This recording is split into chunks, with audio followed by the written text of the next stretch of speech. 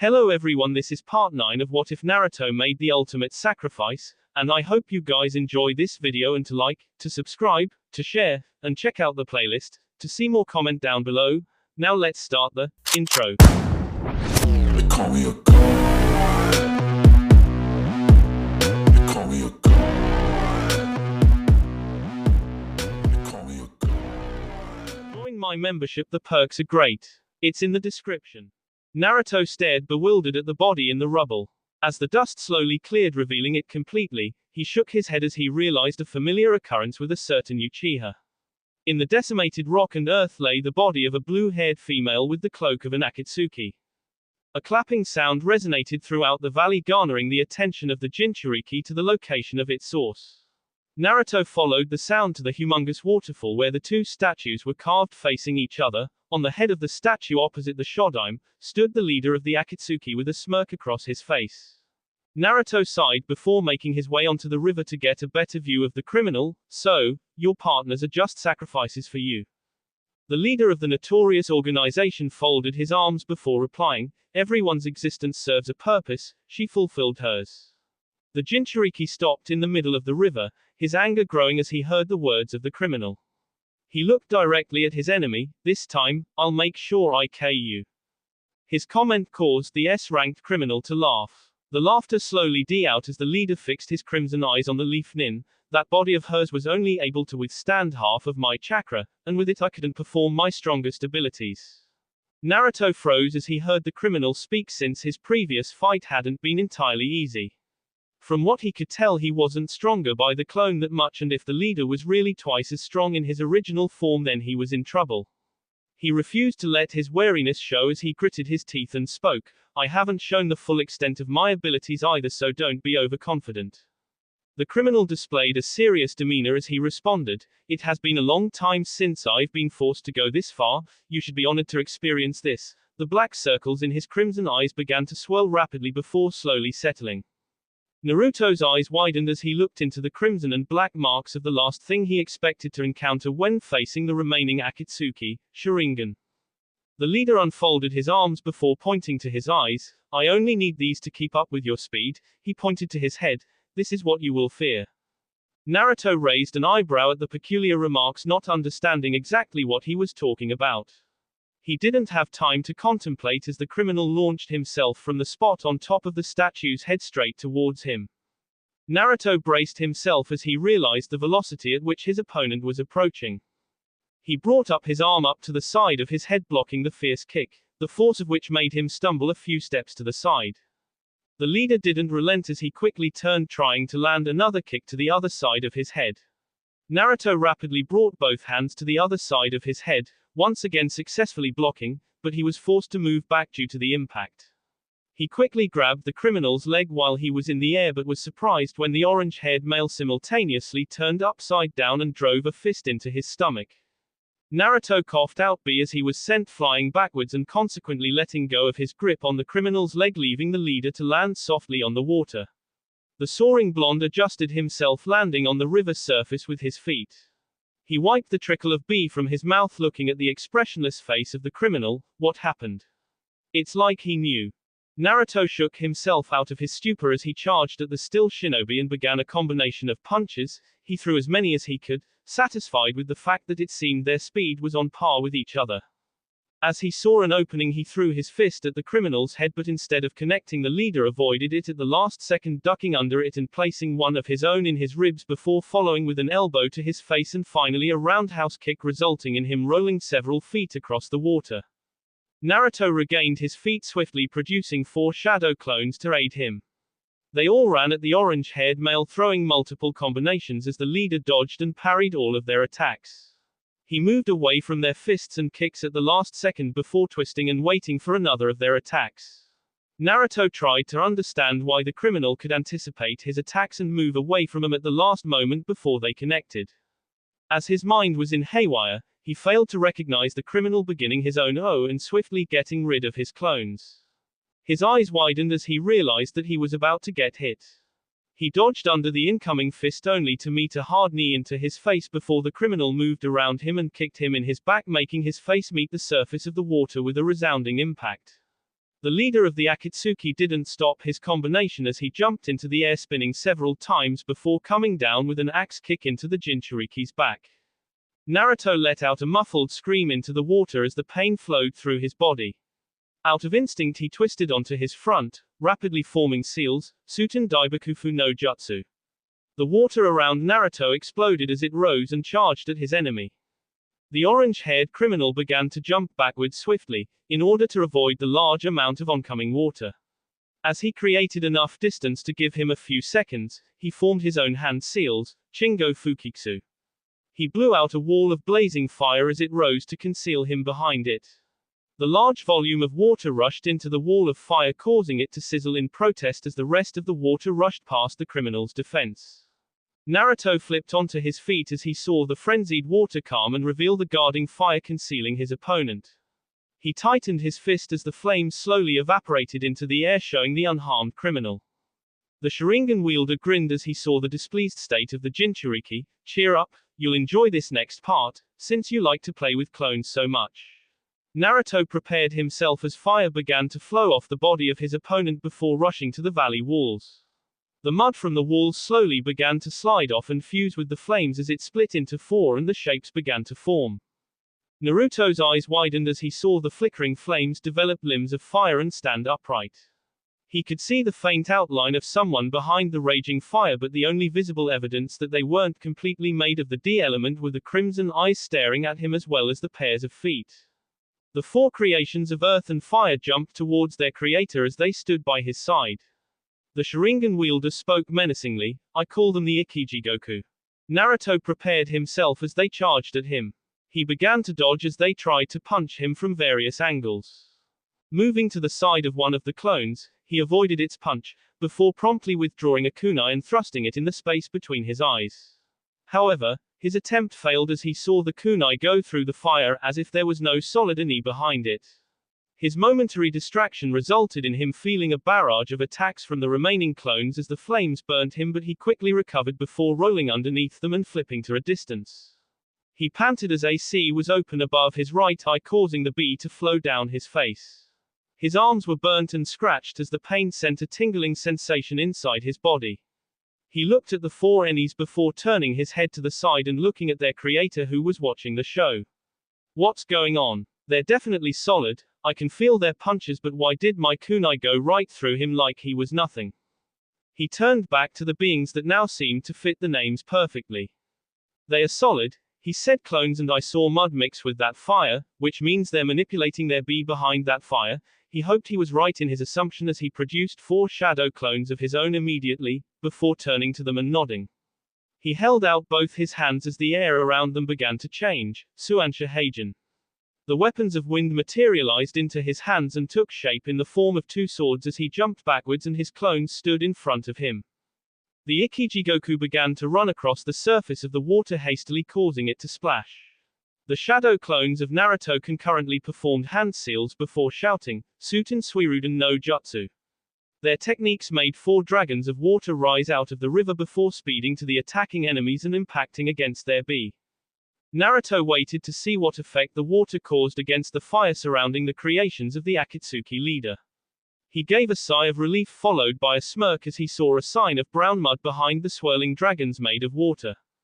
The leader of the Akatsuki became alert as he realized what might happen. He focused on the spinning Naruto, but before he could make a move, the shinobi vanished. He instantly turned to where his creations were as he saw something appear near one of them and decapitate him. He knew that it was too late for them as he concentrated on the shadow clones of Naruto.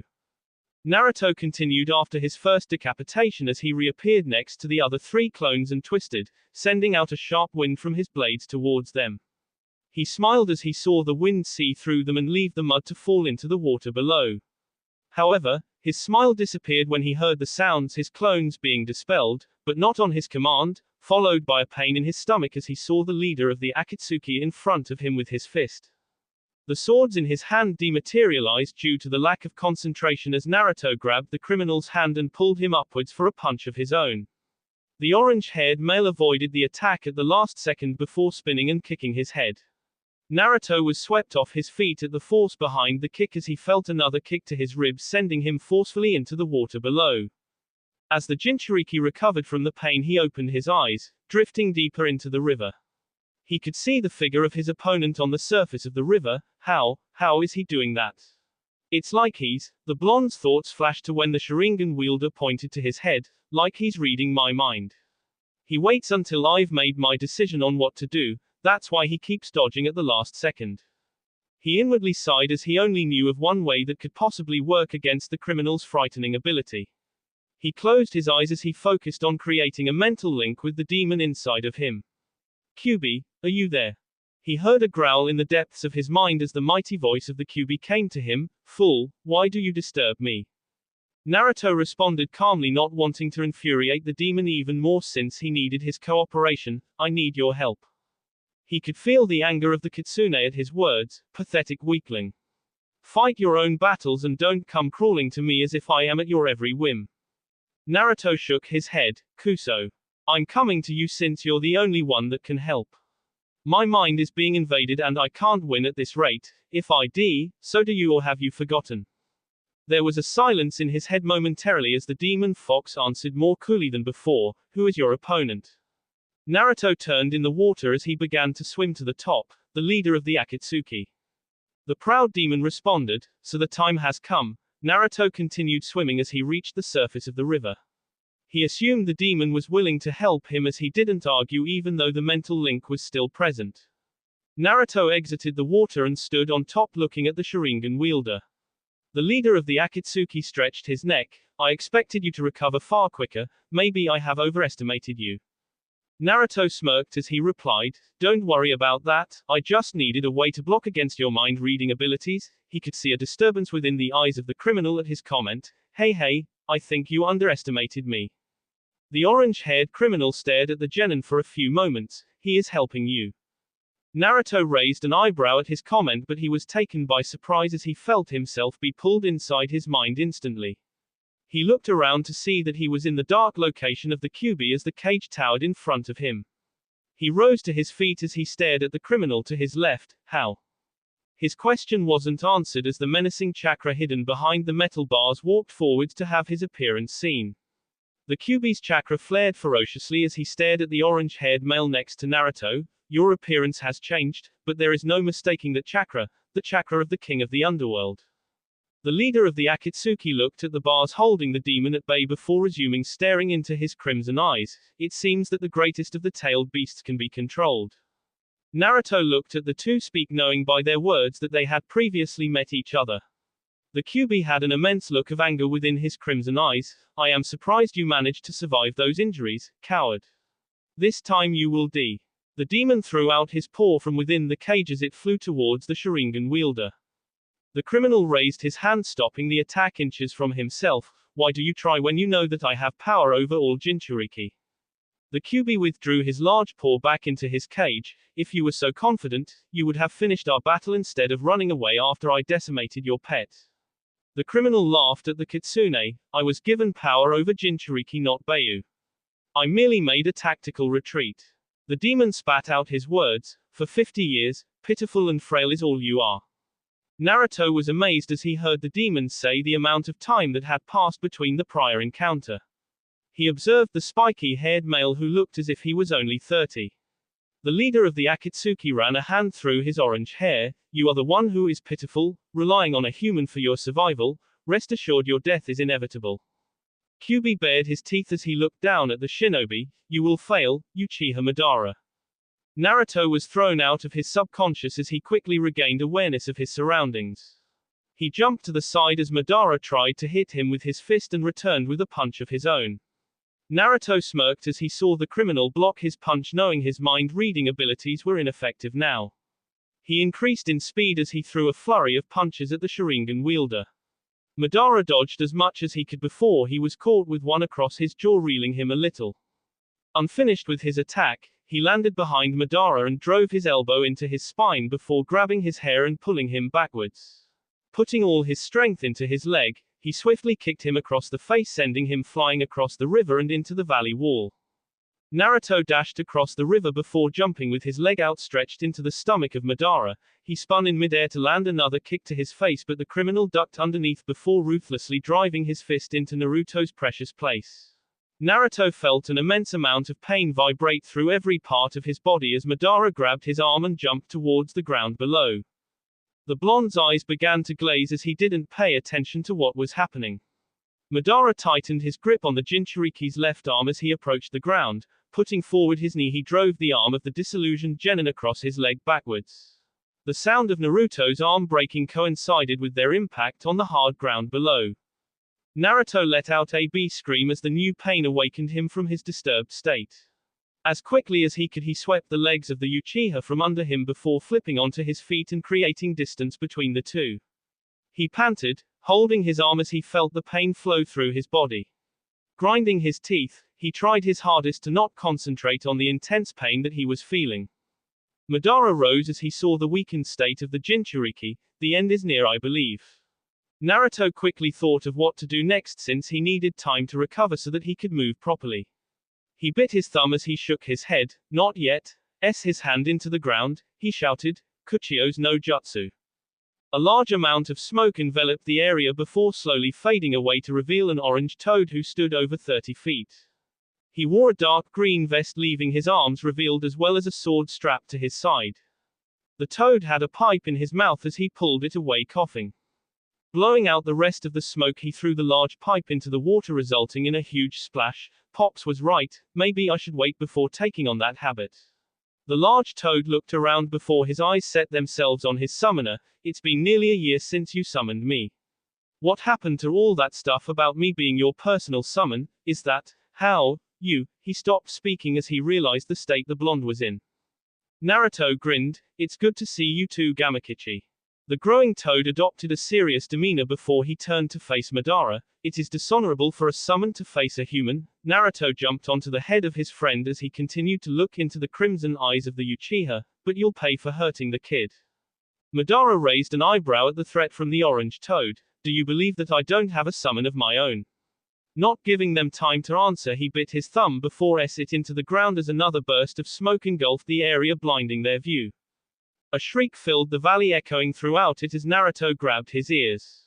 From the top of the smoke, Madara's form began to rise as if he were standing on something. Moments later, the flapping of wings was heard as the creature carrying him flew into the sky, revealing its glorious appearance. The summon remained still in the air, staring down at the opponents it had been called to face, while its golden wings, the tips of which were flickering with flames, continued flapping to maintain flight. The golden bird, with highlights of a magnificent red flowing through his fur, narrowed his yellow eyes, the scars on his body visible as it seemed he had been through countless battles. Naruto's mouth was open as Gamakichi wore a similar expression. A phoenix is your summon. The toad raised his eyes, looking at Naruto. You called me to face that? Are you crazy? The disbelieving eyes of Naruto focused on his own summon. I summoned you because I needed time to recover. How was I supposed to know something like that existed? Gamakichi placed his webbed hand on the hilt of his sword, making sure he was prepared. It is the fate of the strong to endure great battles. Naruto sat down on the toad's head. What are you talking about? Gamakichi coughed as he looked towards the sky at the glorious phoenix. Pops is making me learn all these codes of the warrior or something. Don't ruin the moment. Naruto shook his head as he also stared in the direction of his enemies. Madara stood on top his summon's head with pride as the phoenix, which was around twice the size of Gamakichi, spoke in its brusque voice. It has been a while, Madara, since the battle with the demon, I believe. You must be in trouble if you require my assistance. Madara wiped the bee slowly protruding from his mouth. The demon resides within the boy's Arenku. His words visibly caught the attention of the golden bird. This is your chance for revenge after all those injuries he gave you. Zarenku began to flap his wings, slowly ascending higher into the sky. Indeed, even for a being of resurrection like myself, I have still not fully recovered. I will enjoy this. Naruto listened to their conversation, feeling that they were talking about the Kyuubi. He was surprised to find that the Kitsune was unusually quiet. Gamakichi broke him from his wandering thoughts. Here they come. Naruto steadied his grip on the toad's head as the flying phoenix twisted in the air, facing towards them, before propelling itself at a high speed. Gamakichi jumped to the side as the golden creature's head impacted where he was standing moments before. His landing on the river caused an enormous spray of water as he withdrew his blade from its sheath and jumped at the bird. Zerenku put out his clawed feet, blocking the blade as he swung one of his giant wings, causing a flame to emanate from it. Gamakichi swiftly pulled back his sword as he jumped back a great distance towards the waterfall and see through the approaching flame, causing it to break in two. The two separate flames impacted against the two statues, cracking them and causing parts of rock to crumble into the water below. Naruto nodded his head, smiling. You've been training. I'm impressed.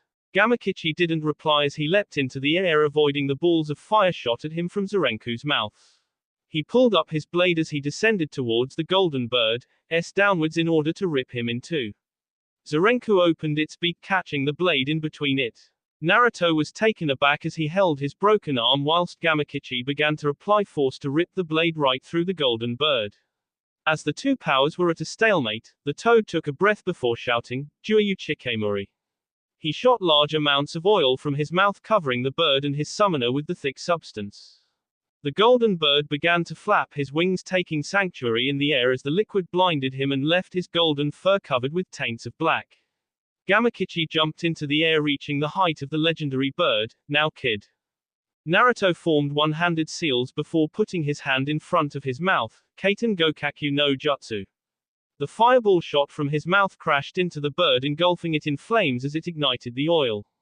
The results spread across the bird and towards Madara, whose appearance turned to that of the clones he had created before.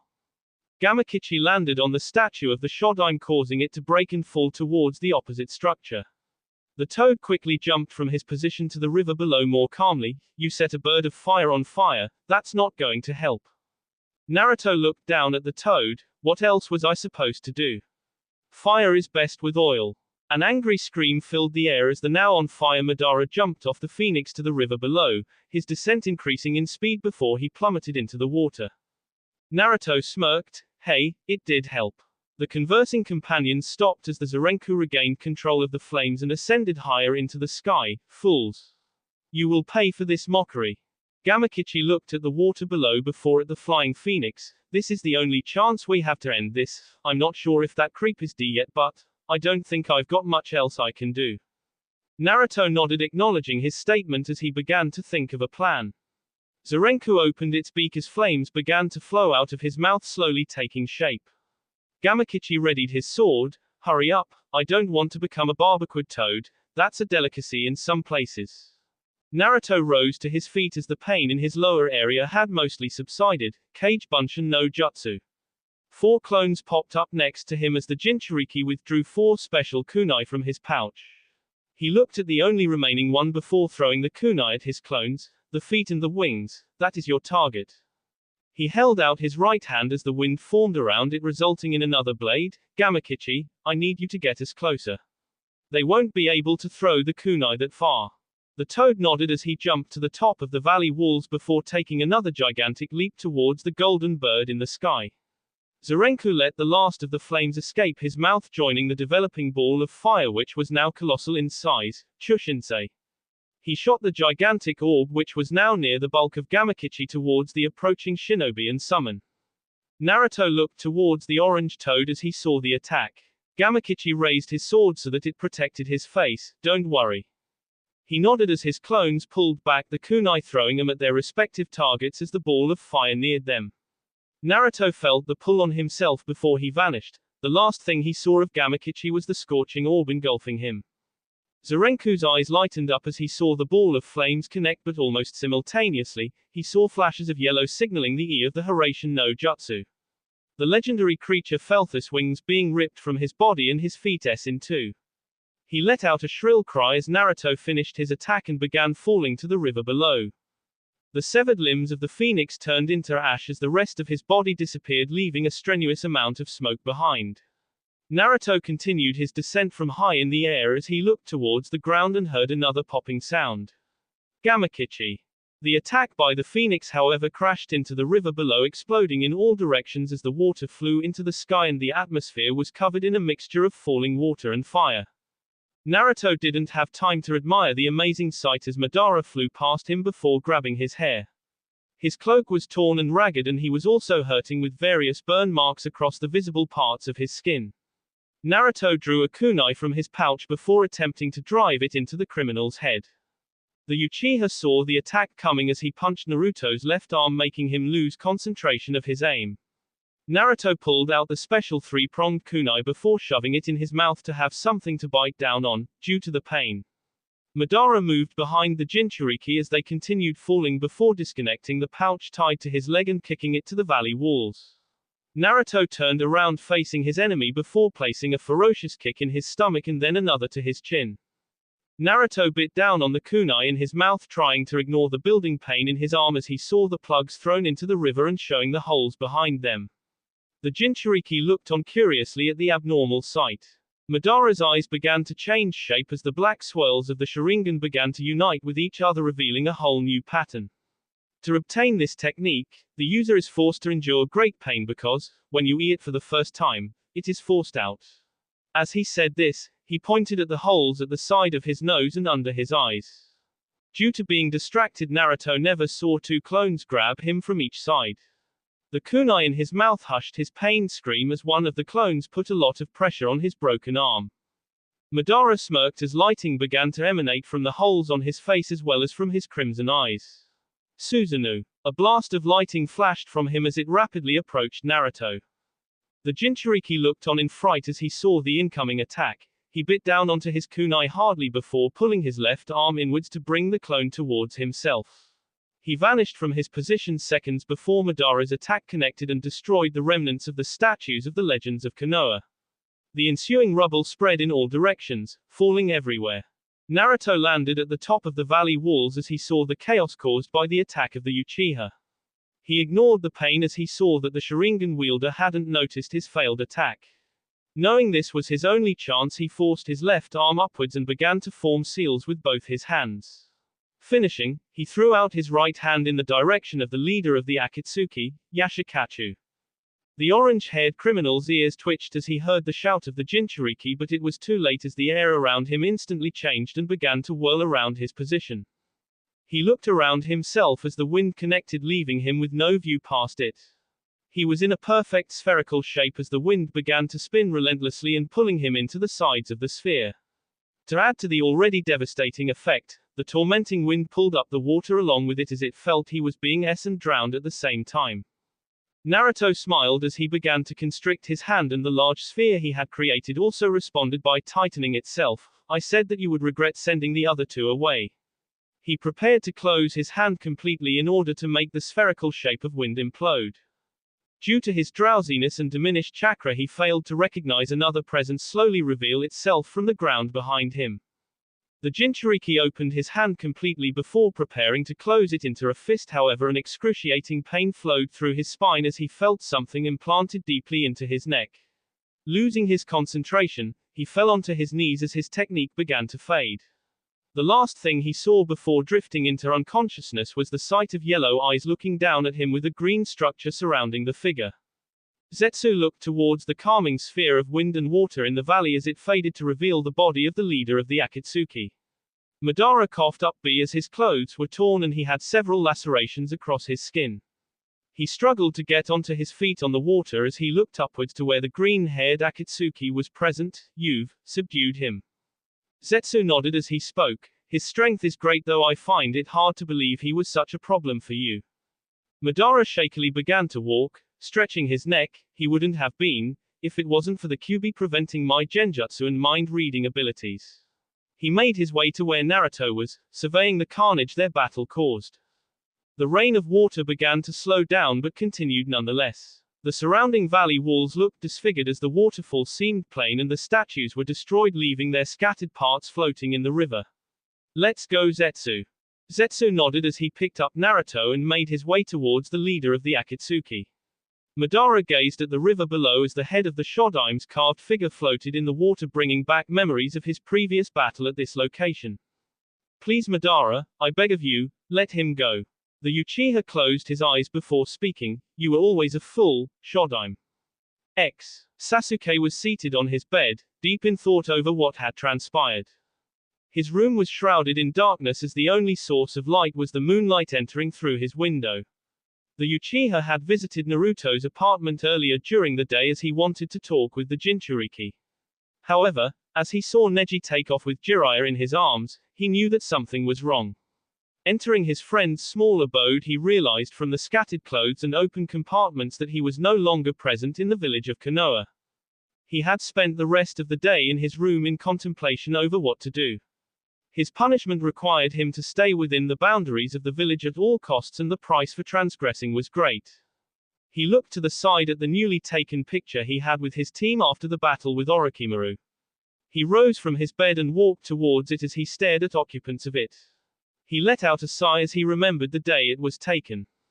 Flashback. Naruto held out his hand in a victory sign as he grabbed Sasuke around the neck and began to slightly strangle him. Sakura couldn't contain herself as she saw the look on the Uchiha's face and began to laugh as Kakashi stood behind his newly reunited team with a smile under his mask.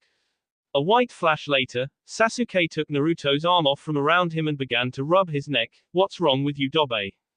Kakashi instantly pulled out his orange book and began to read since the picture had been taken. "Time to eat, I guess. Follow me."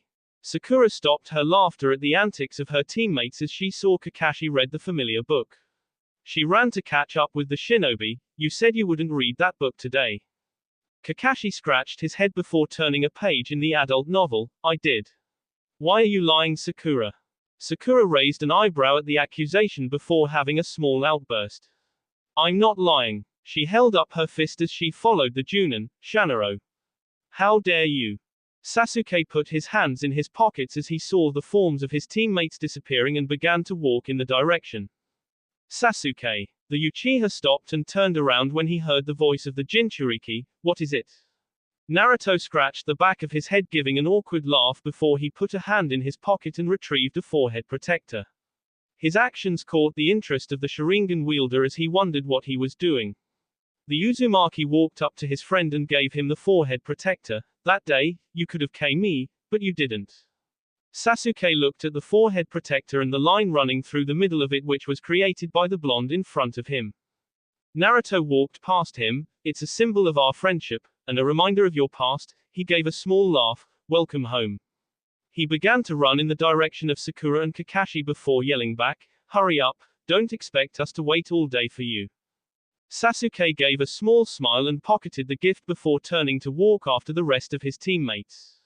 End flashback. The black-haired teenager's eyes drifted from the picture to its side where the forehead protector he had received that day lay. He reached out and picked it up, staring at it momentarily. The people who suffer, they all deserve a chance for contentment. He gritted his teeth as the memories of the day Naruto revealed his condition to him flushed his mind. Reaching up to his forehead, he untied the leaf headband he was currently wearing, letting it fall to the floor with a small thud. He walked to the side of his bed where his kusanagi lay before picking it up and tying it to his waist. Walking past his bed, he picked up his weapons pouch and tied it to his leg before finally placing the forehead protector he received from Naruto on that day around his head. He left his apartment, his decision made and accepted as he jumped across the rooftops of Konoha. Nearing the exit of the shinobi village, he stopped when he saw a familiar path below. He jumped down onto the road, walking forwards and looking around as the memories of leaving the village for the first time came to mind. He closed his eyes, standing still momentarily. "It's different this time."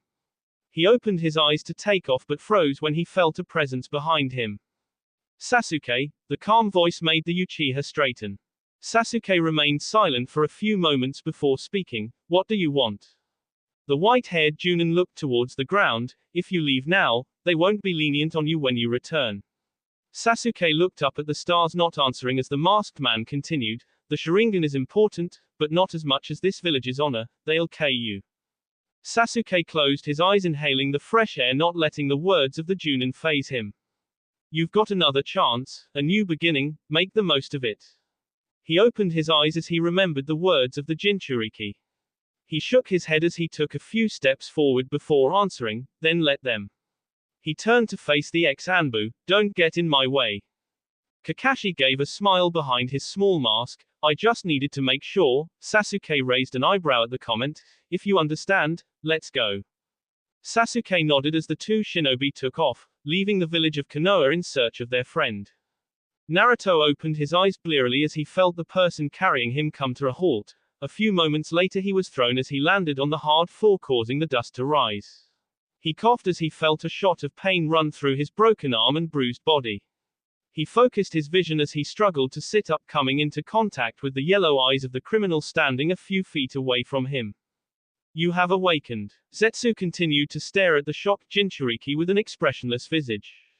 Naruto shook his head as he took in the appearance of the Akatsuki member. He looked around the dark atmosphere trying to understand his location. There were several rocks scattered, the ground was mostly even and the ceiling had sharp edges pointing out. This is a cave. Indeed. The voice made Naruto snap his head towards its bearer who was staring at him with crimson eyes. Naruto's face instantly turned into one of anger. Madara. Before he could attempt anything he was punched across the face by Zetsu, sending him to the floor. Madara laughed at the genin. There's no use in fighting. You're depleted of chakra. Naruto gritted his teeth as he felt fresh bee protrude from his mouth. He looked at the Uchiha who was visibly in terrible condition due to being on the receiving end of his most dangerous technique. He turned to his side taking a closer look at Zetsu, realizing that he was the one who interfered before he could finish the criminal. He held his arm trying to subdue the pain as he addressed the leader of the Akatsuki. Why are you doing this? The orange-haired criminal replied calmly, it is destiny. Naruto became angered with the vague answer, what the hell does that mean? Madara looked back at the Jinchuriki momentarily before performing hand seals. The ground began to shake violently as Madara smirked. A few seconds later, a huge statue rose from the depths to become visible to the Jinchuriki. Naruto stared in fear at the abomination, his eyes wide. Nani? As everything settled, Madara jumped to the top of the statue's head before taking a seat. He brought his right knee to his chest and rested his elbow on it before speaking to the astonished blonde below. Can you feel it, the power from this statue? Where else have you felt such a force? Naruto looked at the 8 open eyes on the statue with only the one in the center remaining closed. Kyuubi. Madara nodded. 8 Beiyu and their strength combined puts them on par with the Kyuubi. Naruto removed his eyes from the statue and set them on the figure of the Uchiha. What is that? The criminal placed his left hand on the statue's head, the king of the underworld, anima, and Uchiha's destiny. Naruto tried to remain awake as he felt his chakras slowly leaving him. Uchiha's destiny? What are you talking about? The leader of the Akatsuki remained silent for a few moments before answering, such a lack of knowledge. He adopted a serious demeanor as he resumed, the Hyuga are very prideful and their eyes fuel their arrogance and superiority complex over others. A millennia ago, a child was born into their clan who was the first of his kind. Naruto listened intently, he had the Sharingan. Madara shook his head. No, all he had was a defective form of the Byakugan, leaving his eyesight weak and his skills even worse. As it was the first time such a thing had happened, the Hyuga saw him as an abomination and a curse upon the glorious clan. He spoke the word glorious in contempt. Naruto tried to understand what he was talking about. What does this have to do with the Uchiha? Madara glared at the Jinchuriki. Everything. As an outcast he traveled the world in search of a place to belong, his hatred towards his clan, his home and this world increasing. Eventually he came across the one who would give him power. He pointed to the statue he was seated on, him. Naruto's eyes widened as he saw the gesture. Nani? Madara smirked. Anima was sealed and needed a vessel. The hatred within my ancestor was strong and hence it caught his attention. A pact was made between the two. Anima gave him a gift with which he could complete the required tasks to perform the final ceremony, the Sharingan. Naruto stumbled as he heard of the statue, but he failed. That's why he's still sealed.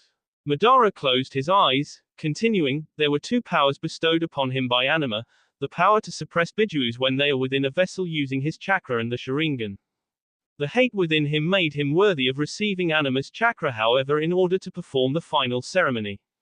He needed to ascend past the Sharingan and achieve the Mangekyo. This was a test to prove that he wasn't bound by petty things such as the love for another person. He returned to his home where he quickly gained the respect of the people when he humiliated the prideful Hyuga leader.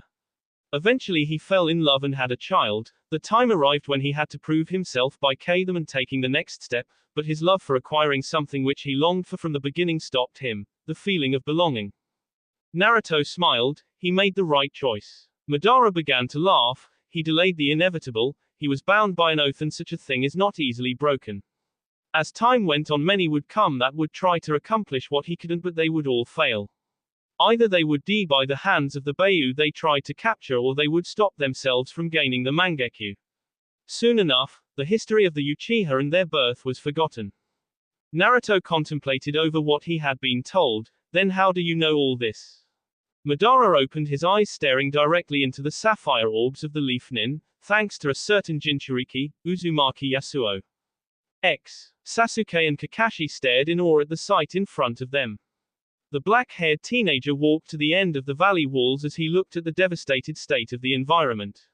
What happened here? Kakashi observed the carnage as the decimated parts of the statues floated in the water. It seems like we missed the fight. Sasuke made his way to the bottom of the valley as he looked around for any signs that Naruto had been here. Kakashi looked towards the small dog to his side. Can you track his scent pattern? The dog sniffed the air before responding. Barely, there is another scent here. He stopped sniffing, looking at his summoner. A very evil one, and it bears a resemblance to that kid. He nodded his head in the direction of Sasuke. Kakashi began to think of what that could mean while Sasuke reappeared next to him. I found this. The ex-Anbu took the pouch off the Uchiha as he examined it. They both turned to where they had come from as they felt two chakra signatures approaching them fast. Sasuke placed his hand on the hilt of his Kusanagi as they revealed themselves. The frog hermit brushed his clothes. I spent an extra hour searching for you two, and then I realize you've already gone ahead. Kakashi looked taken aback. Jiraiya-sama. Jiraiya grinned. Who else but the legendary Sannin, who hails from the greatest shinobi village and with his exploits has brought fame to all leaf shinobi. Sasuke ignored the raving man as he looked at the kunoichi to his side. Sakura remained silent as she thought of Naruto. She was initially overcome with worry and angry with the blonde for not only lying to her but taking off on his own. However, she put aside her feelings to focus on bringing him back no matter what the cost. Jiraiya looked over the valley. He had a great battle. Kakashi handed Naruto's weapon pouch back to Sasuke as he addressed the legendary Sannin. He's still alive. Jiraiya nodded. This is a good sign. It doesn't seem like he was forced to use that jutsu, which means he could have won. We can bring him back. Kakashi raised an eyebrow, curious of the hermit's words. What do you mean by that jutsu? Jiraiya faced the three shinobi. There's no harm in telling you now. 2 years ago, while we were on our training trip, we took a short break in grass country. While I was busy with, he waved his hand resuming, research, I left him to complete the exercise I planned. During this, however, he was confronted by another shinobi who was a S-class missing nin. Naruto and him fought, but the criminal specialized in taijutsu and genjutsu. Naruto was easily beaten and he took it hard. I returned to find the two and stopped the fight by knocking out the criminal. Sakura listened as she asked her question. What happened? Jiraiya folded his arms. The guy wasn't exactly bad, so I let him stay with us and help out with Naruto's training. He taught him how to defend against genjutsu, but Naruto recognized that his progress wasn't enough to defeat Orochimaru or Akatsuki. His desperation made him go to the Kyuubi. Sasuke looked at the legendary Sannin. What do you mean by that? Jiraiya gave a heavy sigh. They came to an understanding and formed a pact. AS technique which would use all of the Kyuubi's chakra to E, but the strain on Naruto's body would leave him near death also.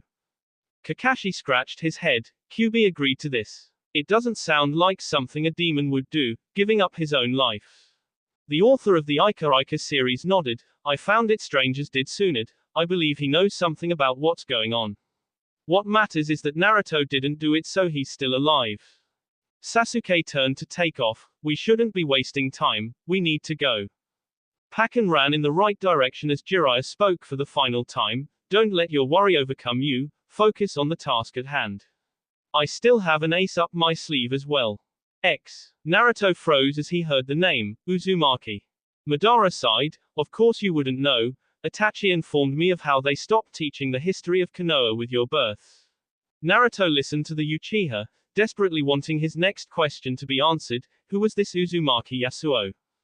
Madara tilted his head. I'll start from the beginning. Konoha was a land built on war. The village was formed when the clans of the Fire Country were forced to defend against invading forces. Their main weapon was a Jinchuriki who later came to be named Uzumaki Yasuo by the man who took him in as his own son, the Shodaime. Naruto shook his head as he heard this. He couldn't believe that his own ancestor was a Jinchuriki also. You're lying. Why would you know all this? and if this was true then why wasn't I told of my past? Madara laughed at the blonde, causing him to seethe in anger. The reason why I know is because I was largely behind the formation of Konoha. Naruto was struck with disbelief. You founded Konoha? Madara nodded, along with my best friend, the Shodaime, and his younger brother, the Nadaime. Naruto thought over what he had been told. I don't understand, how did he help you learn of the Uchiha's history? Madara moved his elbow from his knee before letting it hang off the end of the statue. When the war happened, clans were left injured and devastated, the main reason being because we couldn't defend against the force that was Yasuo. When the village was formed and the Shodaime took him in, I didn't forget the carnage he had caused. At first I wasn't alone and my clan agreed with me along with a few others, but as time went on they all began to accept him, this same child who came many of their friends and family. For the first time in my life I felt an immense hatred towards these people and their ideals, towards Yasuo. He smirked, and that's when it happened. Naruto asked with his voice full of curiosity, what happened? Madara rose from his position and stood. Anima came to me, the hatred and anger which flowed through me awakened the chakra of the king of the underworld. He pointed at the mouth guard in the statue's mouth. Inside that is the scroll depicting the Uchiha's history and the contract which was forged between Anima and the first of our kind. I learnt it all, and I embraced it. Naruto stared at the mouth guard. So, you'll fail like all those before you. Madara jumped off the statue to the ground. Fool, do you not see the significance? I am different from all those who came before me. Unlike the first who was born with hate and yearned to be loved, I was born with everything, yet when the time came I gladly chose this path. I am the chosen one, I will accomplish what all those prior to me couldn't, and everything I have been through these past 50 years is evidence of that. Naruto's mind drifted back to his ancestor. What about him? Madara turned to face the statue of Anima. I K him. Naruto felt his anger build. Bastard. Madara faced the blonde. Would you like to see? Naruto remained silent as the Uchiha approached him and bent down in front of him as they came eye to eye. His crimson eyes changed to take on a different pattern as the black circles twisted and joined. Madara stared directly into his oceanic eyes. Tsukuyomi. Naruto's eyes went wide as he found himself in a different location. He looked around him at the plain which had a river running through it. This is what will come to be known as the Valley of the End. The voice of Madara made the Jinchuriki turn to face him. Naruto gritted his teeth. Why are we here? Madara walked past him. This is a world wherein I control everything. You wanted to know about Yasuo? Watch and see. Naruto turned to his left as he saw a man with long black hair and armor walk towards the river with a body across his shoulders. He threw the body on the ground as it rolled and landed at the edge of the water. The one standing is me, and the one unconscious is Yasuo. Naruto looked at the appearance of Madara in the illusion before turning to face the one who had brought him here. There was a drastic difference between the two. He focused on the boy at the edge of the river who looked to be a bit older than he was at the moment. Yasuo had brown hair which reached his shoulders and blue eyes just like Naruto. Naruto turned his attention to the opposite of the river where another figure arrived, the Shodaime. Madara looked on at the two conversing figures of himself and his best friend as there was no audible sound coming from them. I lured Yasuo away from the village, he was too innocent for his own good and easily manipulated. The Shodaime was informed of him missing and tracked us down and confronted me. Naruto turned to face the orange-haired criminal. He trusted you and you used it against him. Madara walked forwards taking a closer look at the two figures of himself and the Shodaime. He fulfilled his destiny. Naruto didn't have time to make a reply when the Shodaime and Madara of the past began to fight ruthlessly across the plain. He stared, amazed at the battle as they exchanged numerous ninjutsu and fought hand to hand. As they continued, the plain changed in shape as it slowly turned into a valley.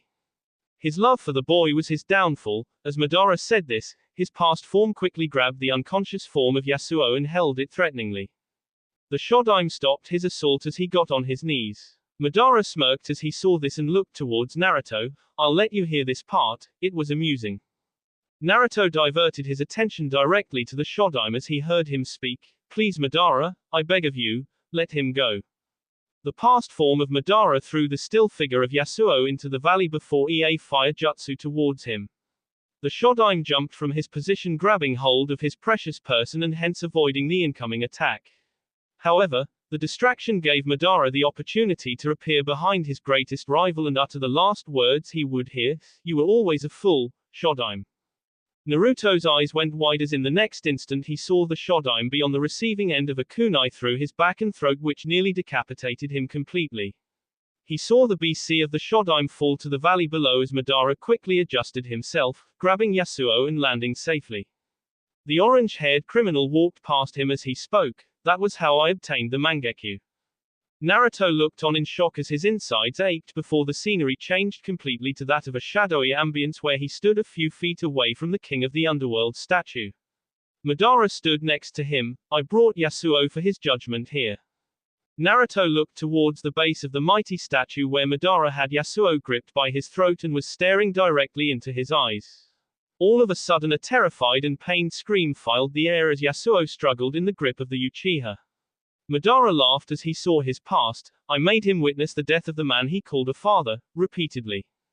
Naruto turned to face the criminal with a shocked face before resuming staring at his ancestor. Madara walked behind him. "Do you know how much that must have hurt, to see the one who gave you your life, that happiness, in front of you remorselessly and by his best friend no less?" Naruto's eyes began to water as he heard the cries of the Jinchuriki. His heart ached as he relived the experience of the leader of the Akatsuki and what he did to Yasuo. The image changed completely before he found himself back in the cave next to Zetsu.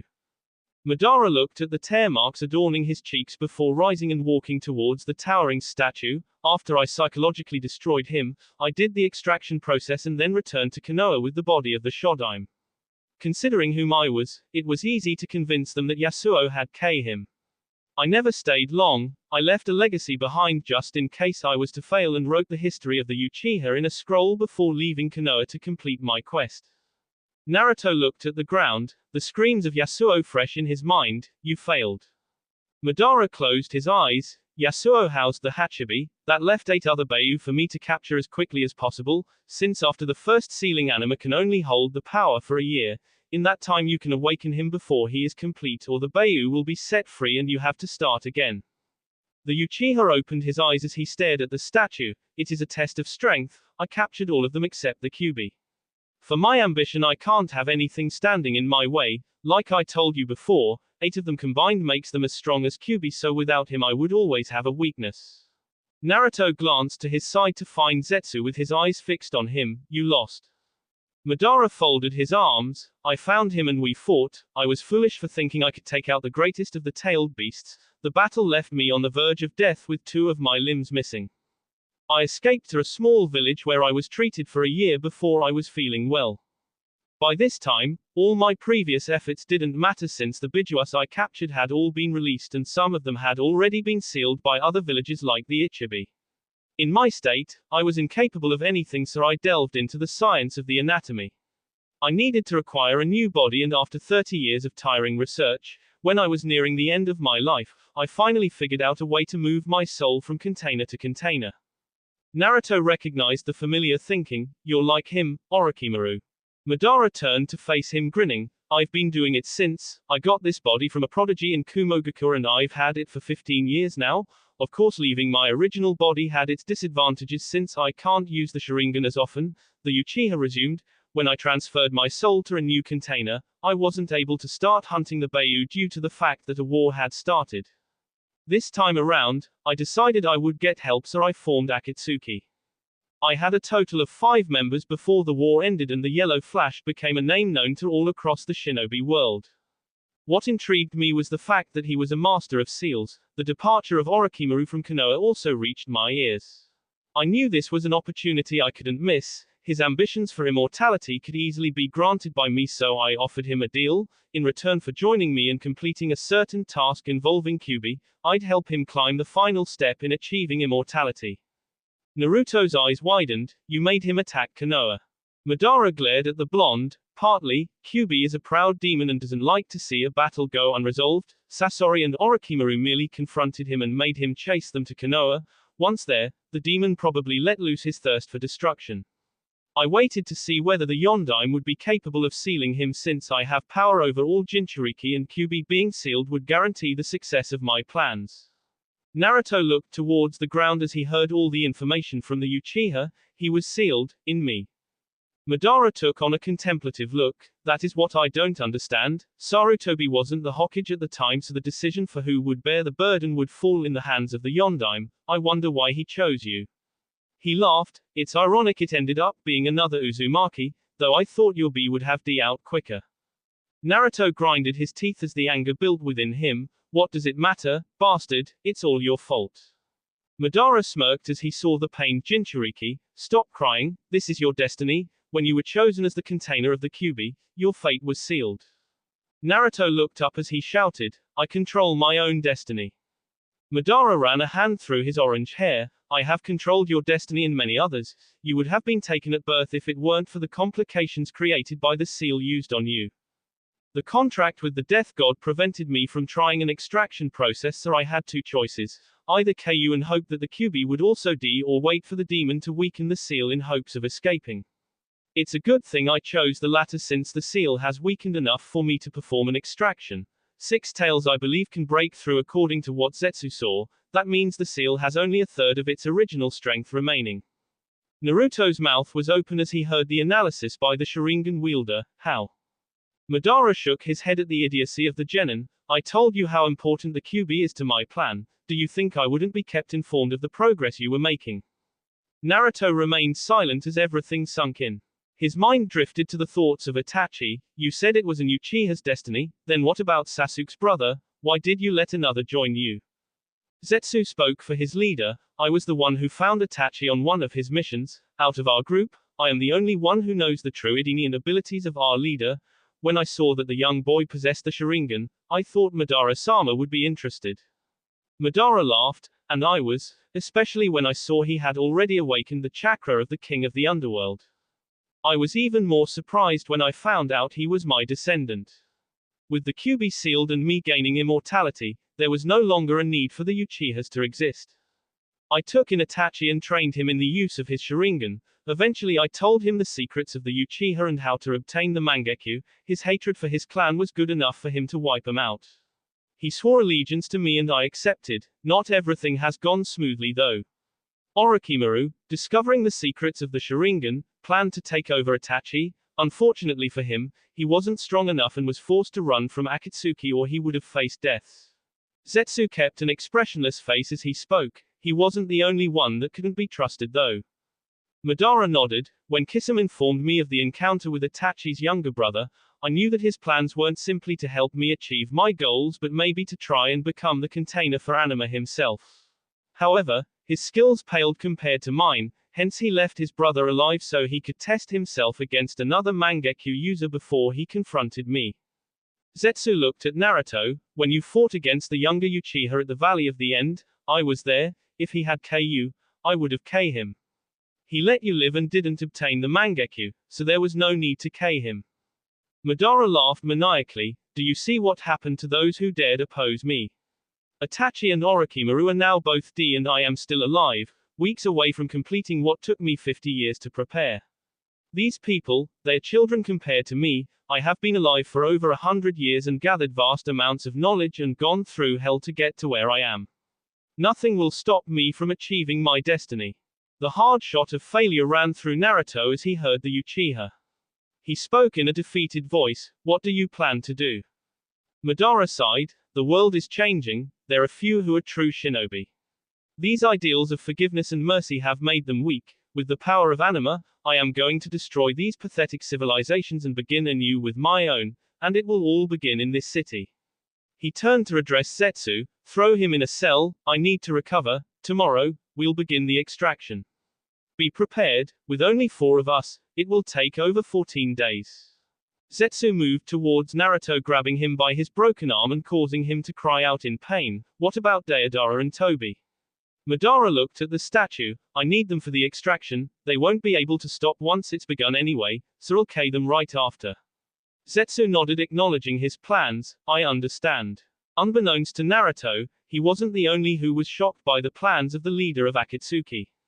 That will be all for this video. Be sure to like, subscribe, share, and comment down below for more videos. Goodbye.